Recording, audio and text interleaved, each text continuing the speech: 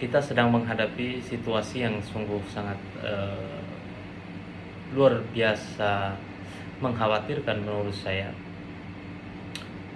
Di satu sisi politisi sibuk untuk mempertaruhkan angka-angka elektoral, di sisi lain kerusakan-kerusakan konstitusional yang terjadi tetap saja berjalan dan diterima, bahkan cenderung sekarang diterima dan dibela oleh orang-orang yang dalam tanda kutip mengatakan dirinya sebagai kaum demokrat itu. Tapi saya tidak membahas orang-orang ini karena orang-orang ini tiap pemilu mereka akan menampilkan wajah yang pada pemilu yang ini berbeda, pada pemilu yang akan datang juga akan berbeda. Mereka ini bukan orang yang patut kita jadikan sebagai contoh untuk berpolitik, karena politisi yang pragmatis, politisi yang oportunistik, politisi yang hedonis itu kan sudah terlihat dari wajah dan tingkah laku mereka. Jadi kita tidak terlalu tertarik dengan sebenarnya dengan euforia politik yang tiba-tiba muncul mendekati pemilu.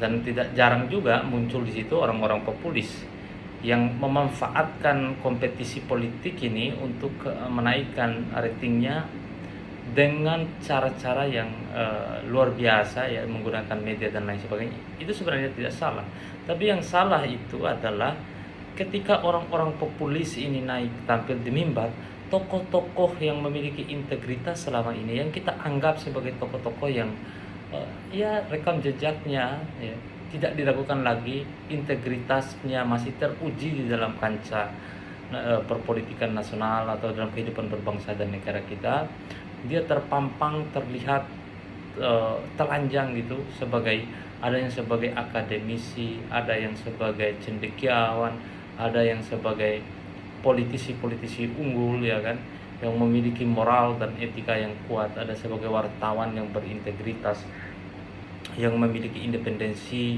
dan lain sebagainya. Tapi mereka ini hilang, ditelan oleh arus, ya.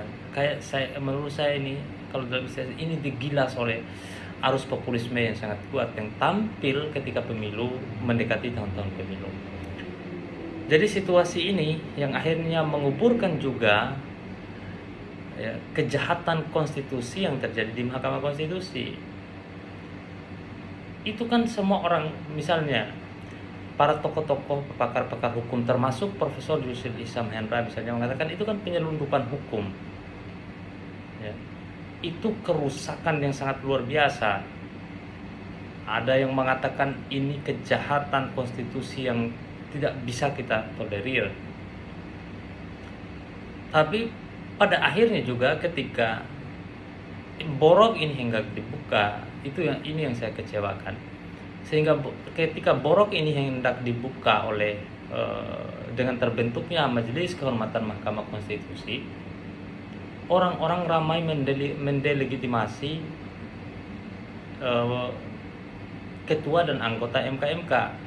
Misalnya mendelegitimasi Prof. Jimli karena pertama katanya mendukung Prabowo. Yang kedua, karena Prof. Jimli itu punya anak terafiliasi dengan Partai Gerindra. Kemudian yang ketiga, karena Prof. Jimli itu adalah anggota DPD RI. Didelegitimasi ini orang-orang yang memiliki kapasitas, integritas, dan memiliki kapabilitas untuk menjadi majelis kehormatan yang rekam jejaknya juga mengenai etik ini sungguh sangat panjang. Ini Prof. Jimli ini, beliau membentuk Dewan Kehormatan Penyelenggara Pemilu yang sampai hari ini menjadi menjadi harapan masyarakat secara umum untuk mengawasi tindak tanduk para penyelenggara pemilu. Jadi ketika Prof. Jimli itu ditunjuk menjadi MK itu kan peristiwanya, kalau saya dengar di cerita Pak Jimli di dalam sidang itu, karena saya salah satu pelapor, itu beliau ditunjuk 1 bulan sebelum itu sudah diminta kesediaannya. Jadi diminta untuk menjadi anggota MK, tapi beliau tolak. Tapi ketika ada situasi genting tentang putusan mengenai syarat umur itu, Prof. Jimli menerima itu dengan konsekuensi-konsekuensi yang memang timbul setelah beliau dilantik menjadi Majelis Kehormatan Mahkamah Konstitusi. Jadi bagi saya ini adalah jebakan juga bagi Prof. Jimli oleh hakim-hakim yang bermasalah di MK itu. Jadi Prof. Jimli ini ditunjuk untuk dijebak juga. Mudah-mudahan mereka bisa mengendalikan Prof. Jimli ini, ya, sehingga dengan mengendalikan Prof. Jimli mereka bisa mengatur keputusannya. Jadi seperti begini, ada satu cerita, ya, saya dengar gitu, ketika Hakim Aswanto, ya, Hakim Mahkamah Konstitusi itu diberhentikan dengan cara-cara yang tidak wajar oleh DPR, ditarik mandatnya gitu oleh DPR. Itu diangkatlah Profesor Guntur Hamzah namanya, menggantikan Aswanto yang tadinya Sekretaris Jenderal Mahkamah Konstitusi. Setelah diangkat, dia digugat ke pengadilan. Digugat ke pengadilan itu, menurut cerita, ya, ini bisa benar bisa salah, itu sebagai cara oleh oknum hakim di sana, ya, untuk mengendalikan ini si Guntur Hamzah. Anda punya masalah gitu loh. Nah, dan setelah beberapa bulan menjabat hakim Mahkamah Konstitusi, Guntur Hamzah membuat kesalahan dan di sidang etik oleh Majelis Kehormatan Mahkamah Konstitusi dijatuhi peringatan tertulis. Jadi peringatan tingkat 2 tuh. Kalau satu kali lagi dia melakukan kesalahan yang kategorinya berat, maka dia bisa diberhentikan dari hakim konstitusi. Nah, cara itulah yang ingin digunakan, ya. Menyandera seperti itulah yang ingin, menurut saya ini, yang ingin dipraktikkan ke Profesor Jimli, sehingga mereka meminta Profesor Jimli, sebagian orang di sana meminta untuk menjadi hakim itu, sehingga nanti putusan-putusan MK itu bisa dikondisikan oleh beberapa orang ini. Tapi kan kita kenal ini Prof. Jimli ini, kita tahu integritas orang ini, ya. Maka ketika saya bersyukur memang laporan kami itu masuk sebelum MK dibentuk. Setelah laporan kami, karena kami pada hari setelah putusan itu, 1 hari setelah itu kami masukkan laporan. Mungkin itu laporan yang pertama sekali, ya, selain dari laporan Pak Denny, laporan teman-teman yang lain yang lapor sebelum sidang, sebelum putusan itu. Jadi menurut saya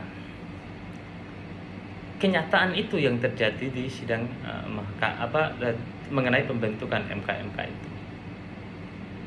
Nah, apa yang terjadi dalam sidang MK kan banyak yang terkuak di situ. Saya mengikuti betul sidang MK itu, keterangan-keterangan teman-teman pelapor, ya kan.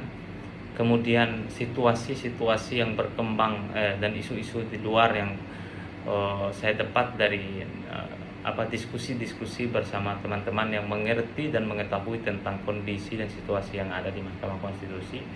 Kita memang menemukan ada semacam pemaksaan keputusan terhadap gugatan mengenai umur itu. Jadi orang-orang yang hakim-hakim MK ini, ya, dipaksa melalui intervensi-intervensi politik, ya, untuk menerima gugatan itu. Nah, itu juga kan terbukti di sidang Majelis Kehormatan itu, bahwa ada intervensi dari luar yang masuk di situ, yang kemudian akhirnya dari pasal yang inkonstitusional, pasal 169 huruf Q itu yang konstitusional, dalam beberapa menit kemudian menjadi inkonstitusional dalam putusan 90. Sesuatu yang memang secara nalar itu sangat tidak masuk akal. Dalam perkembangan masyarakat seperti apa yang terjadi dalam waktu sekian menit itu, sehingga merubah prinsip mahkamah mengenai satu pasal itu. Ya, kalau hukum kan oke, kita terima bahwa hukum itu tidak kaku dan dia mengikuti perkembangan zaman. Perkembangan zaman itu seharusnya terjadi paling tidak 5 tahun, ya. Atau setidak-tidaknya ada situasi tertentu yang memungkinkan itu terjadi berkembang sedemikian cepat dan tidak secepat seperti dalam pengujian pasal 169 huruf Q. Dan bagi saya tidak ada sesuatu peristiwa yang terjadi apa-apa sebelum itu, tidak ada perkembangan yang mengharuskan MK untuk merubah sikapnya mengenai pasal 169 itu. Nah, yang muncul di dalam persidangan itu, ya, itu kan Prof. Jimli menginginkan kalau ini mau dibatalkan, kalau MK diminta untuk menyatakan tidak sah atau batal demi hukum putusan PUU 90 garing PUU nomor 90 garing PUU garing 221 garing 2023 itu, kalau mau dibatalkan, kata Prof. Jimli, beri kami alasan yang kuat. Ya. Tapi orang mengkritik pribadi Prof. Jimli pada waktu itu. Orang kan tidak mau, tidak ingin melihat yang lain.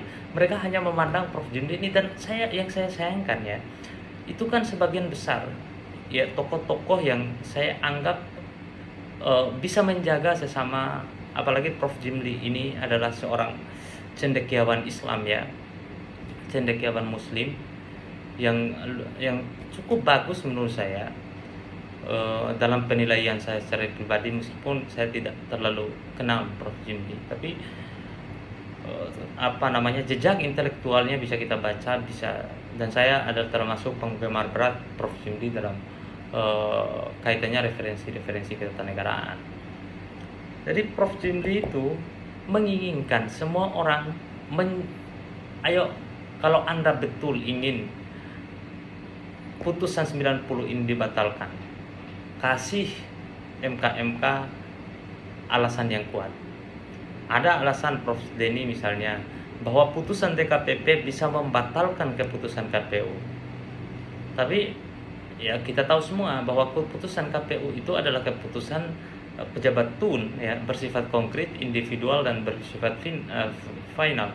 Tapi kalau putusan Mahkamah Konstitusi itu oleh Undang-Undang Dasar memang sudah ditetapkan bahwa putusan MK itu bersifat final dan mengikat, final and binding itu.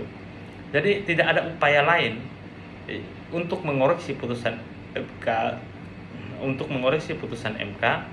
ya, kecuali oleh MK sendiri, itu kata Prof. Jimli.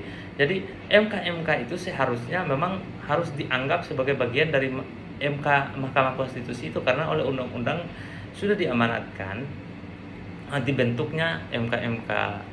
Jadi sebagai institusi internal, yang pengawas internal yang ada di Mahkamah Konstitusi.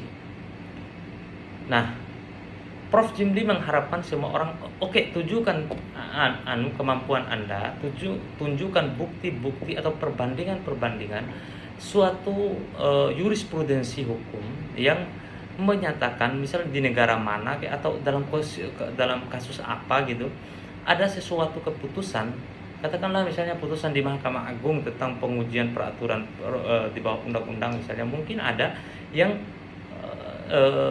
dinyatakan batal demi hukum setelah keluar keputusan, ya kan, bisa kita lihat ya referensi itu atau alasan-alasan hukum yang rasional menurut para pakar-pakar hukum. Tapi tidak ada satupun orang ya yang mau membantu para pelapor ya, yang termasuk saya gitu. Beberapa orang saya tanya gitu, tapi ya alhamdulillah saya konsultasi secara kepada orang-orang itu, kepada guru-guru saya itu secara hukum ya, mereka mengatakan kayaknya agak susah untuk menilai putusan MK itu dan menyatakan sesuai dengan pasal 17 Undang-Undang Kekuasaan Kehakiman.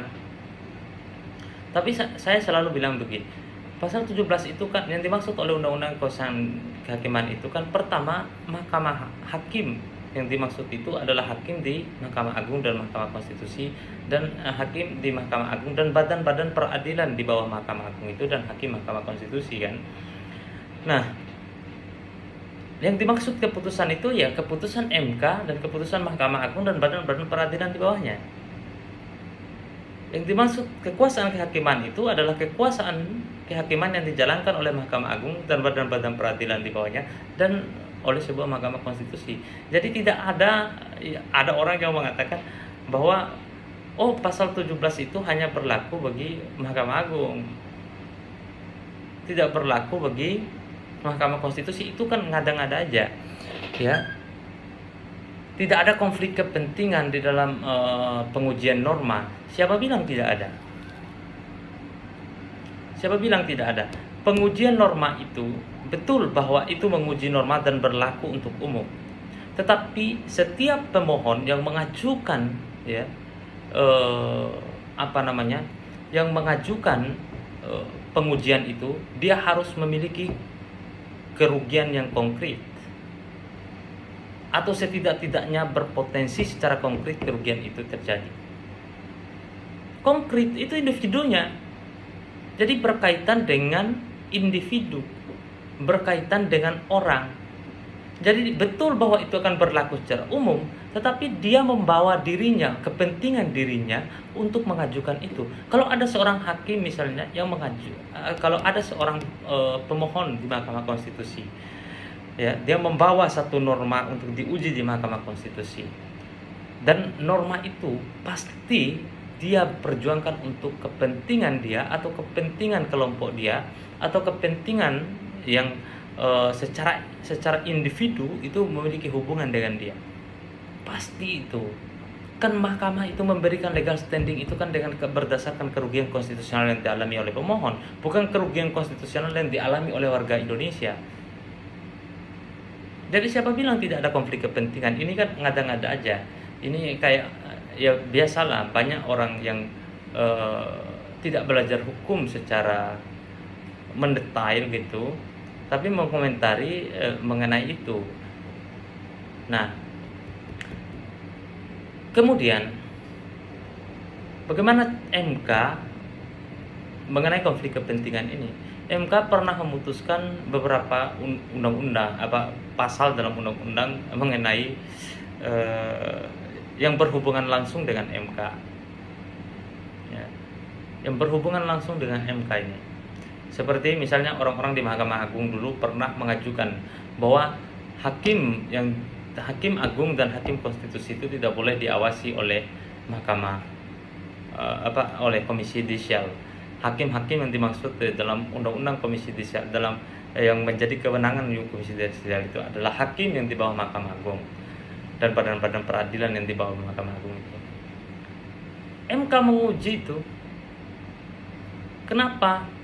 Karena di situ yang dibawa adalah kepentingan kehakiman Mahkamah Agung. Mahkamah Agung yang datang memohon di situ tuh.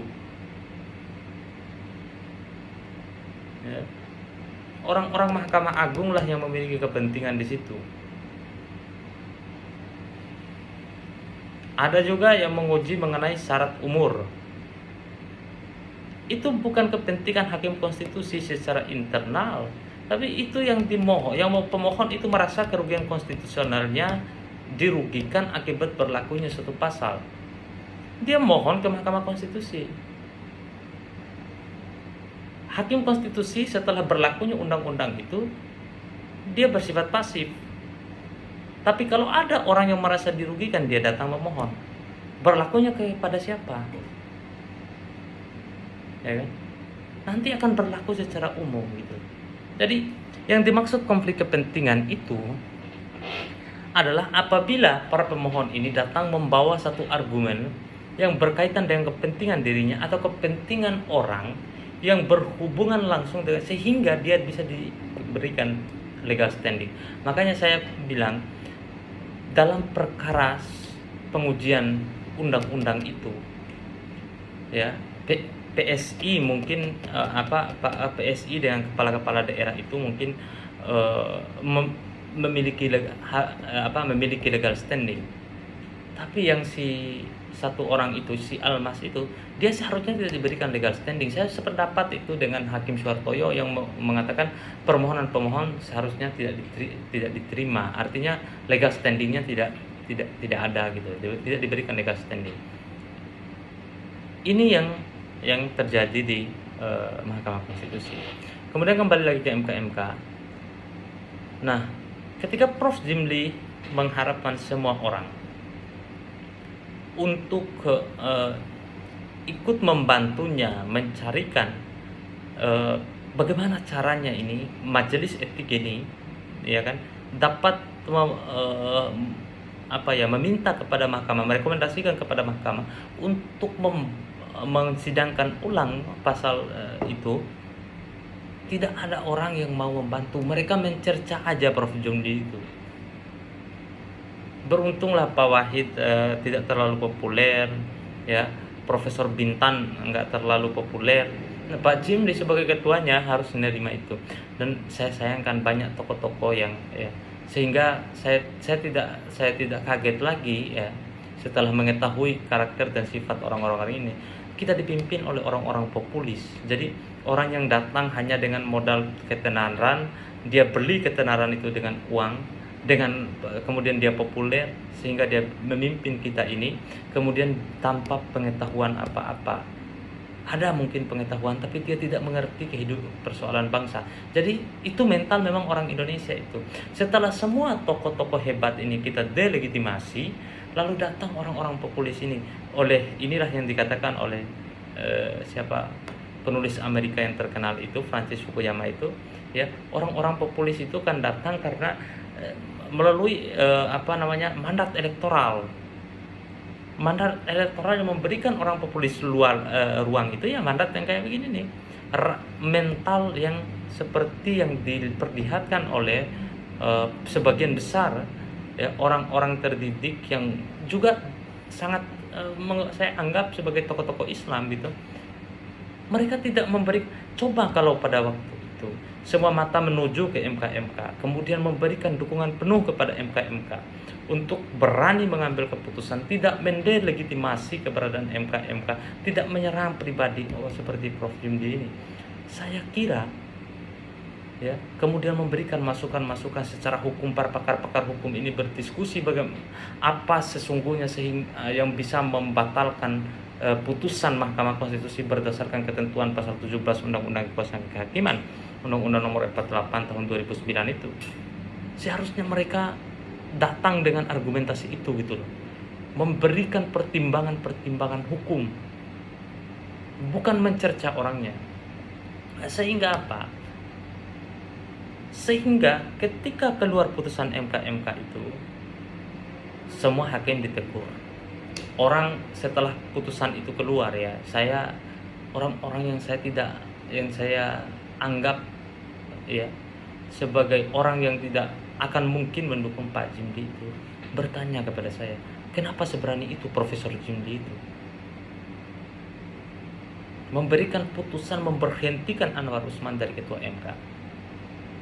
Kenapa begitu berani dia memberhentikan seorang hakim, seorang yang begitu sangat dekat, yang karena sindrom ketakutan, ya, ketakutan kita terhadap kekuasaan itu sekarang sudah ada di puncaknya ini.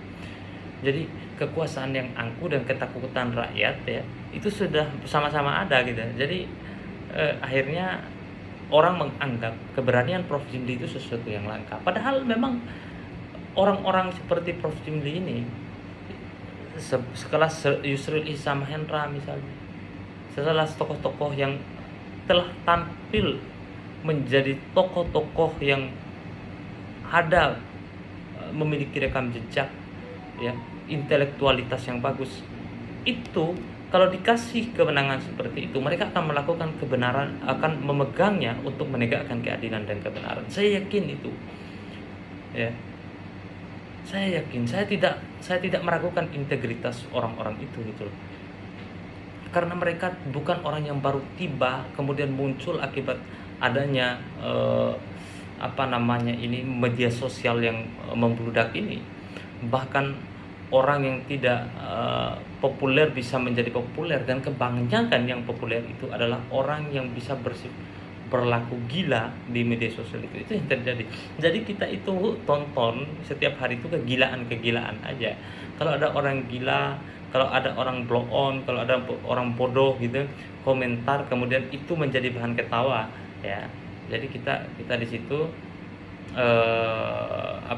kita di situ melegitimasi dia dengan cara men-share-nya dan lain sebagainya. Populer. Orang populer ini nanti kalau dia memanfaatkan populer untuk mendapatkan mandat elektoral, dia akan dilegitimasi oleh partai-partai politik.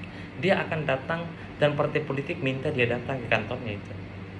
Tapi orang-orang yang dikader secara politik, orang-orang yang tampil sebagai politisi yang belajar betul berorganisasi di seperti misalnya organisasi kemahasiswaan yang ada di Muhammadiyah, itu ada Ikatan Mahasiswa Muhammadiyah, ada IPM, ada Pemuda Muhammadiyah, di NU itu ada IPNU, ada PMII, ada pemuda GP Ansor, Gerakan Pemuda Ansor, kemudian ada HMI ya, ada GMNI, ada banyak organisasi-organisasi yang setiap hari anak-anak ini ya, kalau jadi lagi mahasiswa ya, mendidik, mengkader, mengajarkan orang tentang bagaimana mencintai Indonesia, tentang bagaimana ideologi Indonesia, tentang bagaimana falsafah perjuangan bangsa Indonesia.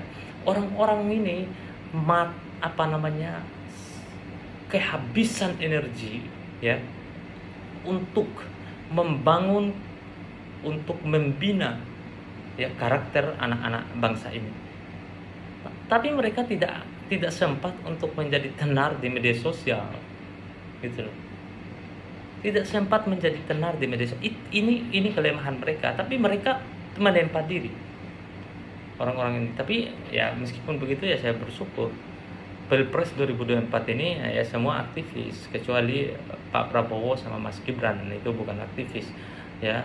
Beliau Pak Prabowo jenderal, Mas Gibran ini ya pengusaha gitu. Tapi kalau Profesor Mahfud, Anies Baswedan, kemudian Gus Imin, kemudian Mas Ganjar, itu semua punya track record dari organisasi ya, meskipun mereka hanya berproses pada tingkat dasar. Misalnya Mas Anies di HMI Penyelamat Organisasi, HMI MPO ya di komisariatnya, kemudian Prof Mahfud ya kan di hanya sekedar sampai komisariat. Tapi Cak Imin ketua PB PMI, Mas Ganjar kader ya hanya sekedar kader di GMNI. Tapi mereka itu adalah orang yang lahir dari rahim organisasi aktivis gitu, organisasi kemahasiswaan. Jadi tidak diragukan kemampuannya pertama untuk membentuk kepemimpinan generasi yang berjiwa-jiwa pemimpin, tidak diragukan karena mereka sudah belajar sejak lama tentang masalah itu, apalagi dengan pengalaman-pengalaman mereka yang sampai hari ini ya kita bisa melihatnya track recordnya seperti apa. Nah, ada juga yang menanyakan kenapa Anwar Usman tidak langsung diberhentikan. Bukankah putusan itu adalah keputusan kepalang tanggung gitu. Jadi keputusan setengah hati gitu dari Majelis Kehormatan Mahkamah Konstitusi. Saya karena mengikuti perkembangan di dalam persidangan Majelis Kehormatan itu, Prof Jimli kan mengatakan ini peristiwa ya, sejarah yang baru terjadi dalam kehidupan umat manusia. Jadi semua hakim MK itu dilaporkan gitu, semua dilaporkan ya, kemudian bikin ribut seluruh Indonesia akibat keluarnya putusan itu. Kenapa bikin ribut? Pertama karena MK itu telah menolak 3 permohonan yang sama ya, dan orang yang memohon dari awal seperti yang saya katakan tadi itu ya memiliki legal standing sebenarnya. Tapi justru permohonan yang dilakukan legal standingnya dalam perkara 90 itu yang dikabul oleh MK. Jadi ada terdapat terlihat betul kejanggalannya, termasuk mengenai intervensi pihak luar tadi itu. Nah, kenapa MK tidak memberhentikan Anwar Usman sebagai MK tidak memberhentikan Anwar Usman sebagai hakim Mahkamah Konstitusi? Pertanyaan ini kan muncul cukup banyak gitu di berbagai wawancara, talkshow dan lain sebagainya itu. Ya, mereka mempertanyakan kenapa Prof. Jimli tidak Majelis Kehormatan Mahkamah Konstitusi tidak memutuskan bahwa yang melakukan pelanggaran berat itu diberhentikan. Saya selesai pembacaan putusan itu, Prof. Jimli bilang begini, sebenarnya pelanggaran berat itu memang harus dihentikan dari hakim, bukan sebagai ketua, tapi diberhentikan memang sebagai hakim karena itu klausulnya di dalam undang-undang MK. Tapi kata Jimli, supaya ribut ini nggak panjang, ya udah kita berhentikan saja sebagai ketua. Apa makna dibalik itu? Bahwa kalau Anda betul negarawan, ya, dan sudah terbukti melakukan pelanggaran etik berat, ya, selebihnya kesadaran Anda lah yang akan memutuskan bahwa Anda berhenti atau tidak. Kesadaran etik gitu loh, merasa bahwa ini bersalah, ya. Rasa malu kita, ya, rasa malu sebagai pejabat negara itu loh, karena telah membuat sesuatu yang bisa menimbulkan polemik dan bisa meruntuhkan kemuliaan mahkamah itu. Itu cerdasnya Prof. Jimli. Jadi kalau dia putus ini berhentikan. Nah, klausul PMK nomor 1 2023 tentang Majelis Kehormatan, dia bisa banding. Kalau banding panjang ini persoalan. Siapa yang berhak membentuk lagi MK? Ya, kalau orang lagi banding harus dianggap belum ada putusan ingkrah. Jadi dia masih dalam praduga saja gitu loh. Nah, dia juga bisa membentuk Majelis Kehormatan yang baru gitu. Nah, Prof. Jimli tidak ingin keributan itu panjang, sehingga kesadaran diri kita secara internal lah yang akan memutuskan bahwa masih pantaskah saya. Coba bayangkan gitu, putusan itu sebenarnya ini menggorok tapi tidak membunuh. Ya. Kenapa saya katakan demikian? Coba, orang diputus bersalah nih. Oke, Anda salah dan terbukti bersalah. Setelah itu tidak diberhentikan dari hakim konstitusi, tapi semua atribut dan kewenangannya itu dicabut. Ya. Coba bayangkan, dia tidak boleh lagi menyidangkan perkara-perkara yang berpotensi ada konflik kepentingan.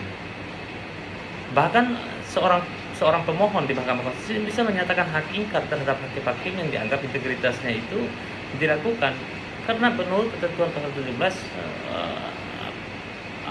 pemohon atau pihak yang berperkara bisa menyatakan ingkar terhadap hakim yang menyidangkan perkara. Jadi kalau misalnya besok-besok ini ada yang mengajukan permohonan kemudian ingkar terhadap hakim-hakim, beberapa hakim yang dianggap dilakukan, ya mau tidak mau hakim itu harus mundur. Yang penting tidak sampai kurang dari 7. Kalau kurang dari 7 itu sudah tidak bisa sidang itu. Karena Undang-Undang MK mengatakan hakim konstitusi dalam mengambil keputusan minimal 7 orang hakim. Jadi minimal sekurang-kurangnya 7 orang hakim. Jadi begitu. Nah, kesadaran dirilah yang harus mengembalikan ini semua. Bukan Pak Jimli memutuskan kepalan tanggung. Beliau mengharapkan kesadaran diri dari seorang Anwar Usman. Jabatan Anda dicopot, Anda jadi hakim yang diparkir, kayak katakanlah begitu, ya. kemudian kewenangan-kewenangan, atribusi-atribusi yang dimiliki oleh hakim Anda tidak punya. Mau apa lagi di MK itu? Mau ngapain gitu loh? Mau nongkrong, minum kopi, terima gaji buta misalnya. Nah ini yang sebenarnya tidak dipahami oleh kita. Ini kejam, ini lebih kejam. Orang ingin dihukum, bahwa dia akan dihukum gantung gitu, tapi digantung setengah aja ya, belum sepenuhnya untuk dihukum gantung sampai mati. Nah kalau tidak mau tersiksa ya mengundurkan diri, itu langkah. Nah kemudian selanjutnya kembali lagi tadi itu ke masalah Mahkamah Konstitusi ini. Jadi setelah putusan itu keluar ya, saya merasa Prof. Jimli itu, orang-orang merasa Jimli itu orang yang paling berani. Dan tidak ada, hanya sebagian kecil orang yang berani mengapresiasi Jimli beginilah, begitulah ya kan. Itu oleh orang-orang yang saya kenal, yang seharusnya harus mendukung Prof. Jimli itu. Kalau menurut saya ya, mungkin karena mereka bilang sih mereka tahu Prof. Jimli ya, tahunya apa nggak tahu ya. Tapi orang-orang di luar itu mengagumi keberaniannya, meragumi betul keberanian Prof. Jimli itu untuk mengambil keputusan di tengah bahkan di tengah gempuran bahwa dia memiliki konflik kepentingan juga dalam perkara itu. Kemudian setelah keputusan keluar kan kita tahu ada yang melawan, ada yang kayak Pak Anwar Usman kan melawan itu dalam tanda kutip ya. Jadi dia tidak terima, seakan-akan tidak terima terhadap keputusan itu. Tapi yang lain juga sudah mengatakan itu kan skenario PDIP untuk menguasai Mahkamah Konstitusi. Jadi saya itu semakin bingung di situ itu. Tadinya Prof. Jimli ini dianggap keluarganya orang Gerindra, anaknya dianggap, tapi anaknya ternyata setelah dicek, saya baca di berita itu sudah mundur di Gerindra awal 2023. Jadi jauh-jauh hari udah nggak ada konflik kepentingan dengan Gerindra Prof. Jimli itu dengan Prabowo gitulah. Tapi dia bahwa beliau menyatakan mendukung itu betul, mendukung Prabowo. Tapi itu kan tidak ada urusannya dengan dia mengadili kehormatan Mahkamah Konstitusi kan, kehormatan hakim Mahkamah Konstitusi. Makanya saya tidak persoalkan itu ketika orang mendorong saya untuk mempersoalkan juga posisi Jimli di dalam. Saya bilang seharusnya posisi Prof. Jimli itu diperkuat. Jadi setelah keputusan itu keluar, coba bayangkan, ada yang mengatakan, oh sudah beruntung PDIP karena kader-kader PDIP sudah berhasil menguasai Mahkamah Konstitusi. Jadi siapa yang salah? Prof. Jimli kah? Atau siapa gitu loh? Jadi ini membingungkan. Tadi Prof. Jimli ini kan Gerindra ini, tiba-tiba dia beliau itu memutuskan bahwa Gerindra ini harus dihabisi di Mahkamah Konstitusi. Beliau ini kan pendukung Prabowo, tiba-tiba orang Prabowo di Mahkamah Konstitusi harus dihabisi. Jadi otak saya itu nggak nyambung situ itu, ya. Yang mengatakan bahwa tadinya untuk menyelamatkan Gibran dan Prabowo, Prof. Jimli ini dianggap menyelamatkan Gibran dan Prabowo, tapi tiba-tiba setelah keputusan keluar dipecat Anwar, ya. Orang yang sama mengatakan, ya, kelompok-kelompok ini yang sama ini mengatakan orang PDIP sudah berhasil menguasai Mahkamah Konstitusi. Jadi kefitnah terhadap Prof. Jimli, kemudian kritikan terhadap Prof. Jimli sebelum itu di mana bisa dipertanggungjawabkan? Apakah seburuk itu cara kita berpolitik? Atau cara kita hanya karena ingin diakui bisa memahami sesuatu gitu, lalu kita kritik semua orang? Oke lah, mungkin mereka lebih tahu Prof. Jimli dari saya, tetapi jangan mendelegitimasi sesuatu yang seharusnya secara politik tidak kita tahu secara pasti atau secara tuntas gitu, ya, secara mendalam gitu. Yang saya harapkan ya, dengan adanya proses-proses di Mahkamah Konstitusi itu, kemudian terjadi gonjang-ganjing di Mahkamah Konstitusi, dan pemaksaan terhadap putusan pasal 169 itu, putusan pengujian pasal 169 huruf Q itu, maka kita perlu melihat bahwa putusan itu sangat kasar sekali. Jadi kalau keputusan itu sudah dibikin sekasar itu, dengan cara-cara itu menyelundupkan hukum, dan itu terbukti ya, di sidang MK ya, jadi saya tidak komentar di luar dari putusan, maka hal yang sama bisa terjadi dalam proses pemilihan umum. Sebaliknya, ya kan, cara-cara orang untuk mengobrak-abrik MK itu bisa juga akan terjadi nanti di tahap-tahap akhir penyelenggaraan pemilu ini, yaitu tahap perhitungan suara. Jadi ada nanti pertarungan hebat di dalam situ, dan itu MK itu sebenarnya, proses di MK itu sebenarnya menggambarkan nanti seperti apa yang akan terjadi kalau tidak diawasi. Maka memutarbalikkan kebenaran itu segampang itu gitu loh. Memaksakan kehendak untuk meloloskan keinginan kita itu semudah itu gitu loh. Hanya diributkan sebentar doang. Nah, begitu juga nanti yang akan kita lihat di dalam pemilu. Maka marilah kita mengawasi pemilu ini ya, dengan porsi dan kerja kita masing-masing dan kemampuan kita masing-masing, sehingga kita akan melihat pemilu yang langsung, umum, bebas, jujur, dan adil. Saya kira demikian. Terima kasih. Assalamualaikum warahmatullahi wabarakatuh.